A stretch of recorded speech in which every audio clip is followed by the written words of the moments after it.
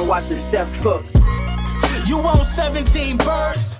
Big ring, I play for the 17 birds. Hit my line if you want 17 birds. Big ring, I play for the 17 birds. I know a guy if you want 17 birds. Big ring, I play for the 17 birds. I know a guy if you want 17 birds. Big ring, I play for the 17 birds. Yeah, I'm from the 17th curb.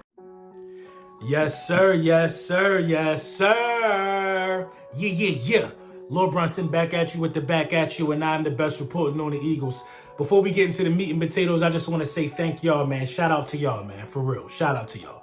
You know what I'm saying? I do this for y'all. I don't want y'all to ever forget that, man. So all my new subscribers, thank you. Old subscribers, thank you for returning. Anybody that's ever bought a piece of merch from us via the Print Champs, I want to thank you guys as well. You know, man, we the ones, man. Hurt season hats on deck.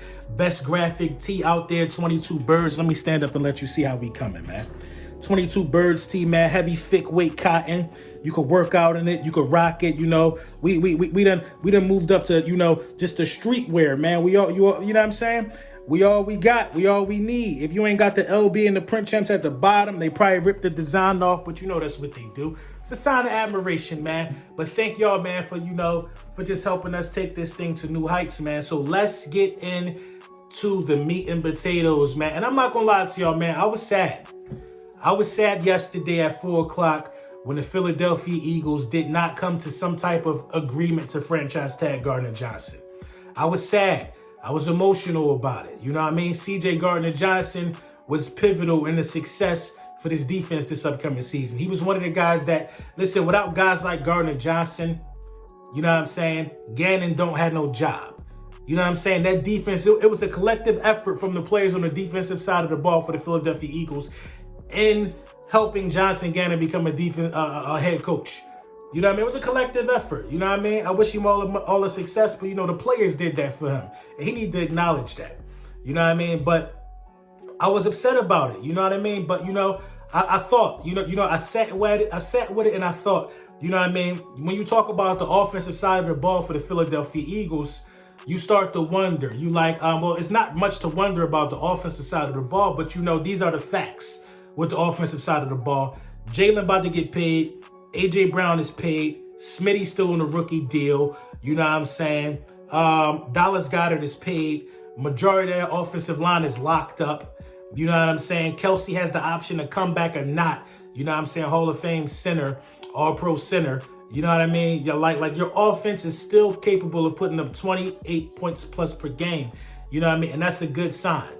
When you go to the defensive side of the ball, you got Hargrave free agent, Bradbury free agent, Gardner Johnson free agent, Fletcher Cox free agent, TJ Edwards free agent, Kaiser White free agent, Epps free agent. You know what I'm saying? Linval Joseph free agent, the Ndamukong Suh free agent. Like a lot of guys that were critical and pivotal for you being who you were on the defensive side of the ball are now free agents. You know what I mean? They're free agents now. And you know you can't bring everybody back. It's the NFL. You can never bring that many guys back.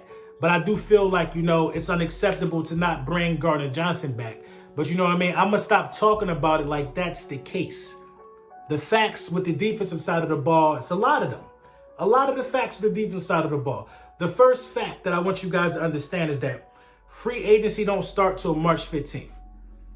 Nobody can sign somebody to a new team until March 15th. You know what I mean? You just can't do it.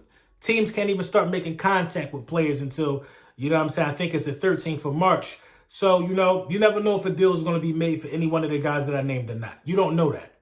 But, you know, another fact is Jordan Davis and Nakobe Dean have to be more involved than they were last year because of where they were drafted at. It's Jordan Davis's time. So knowing that it's Jordan Davis's time to get a bigger workload, you got to anticipate either Cox or Hargrave being gone or both. You got to anticipate that already. You know what I'm saying? You got to anticipate that. You probably could bring Fletch back 1 year, $8 million, something like that.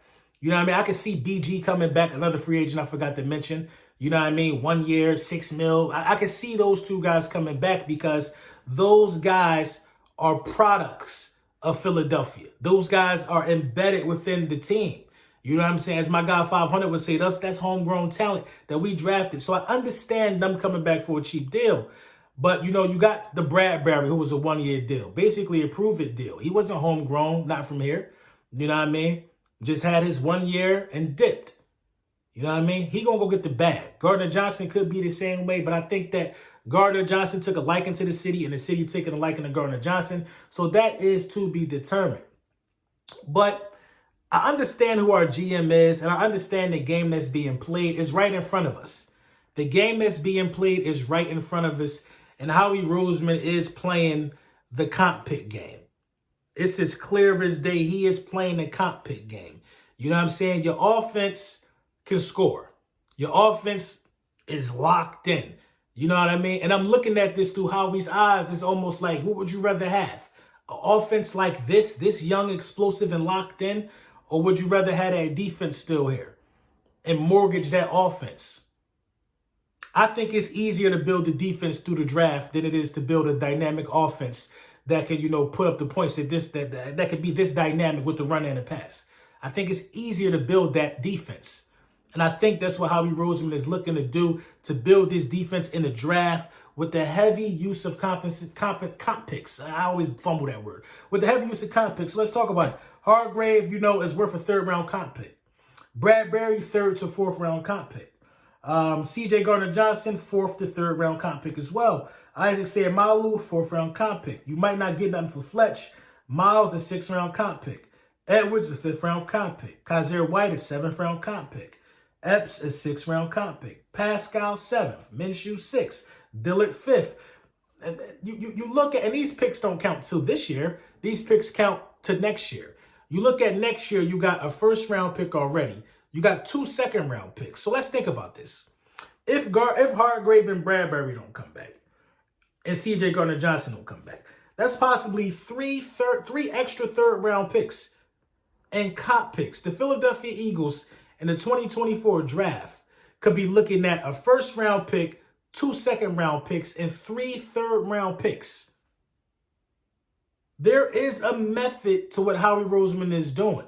You know what I mean? There's a method, but at what price does it come? At what price does it come? You know what I mean? At what price does it come?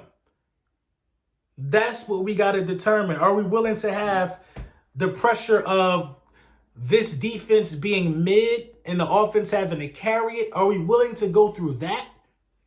Are we willing to go through that?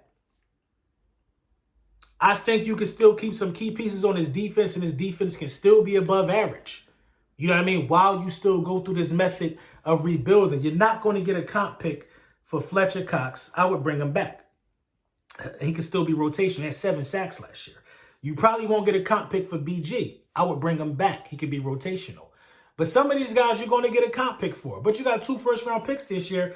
If Hargrave is gone, you know what I mean? You really don't have to draft another D-tackle unless something fall in your lap, like a Jalen Carter or something like that. But, you know, you got Jordan Davis already.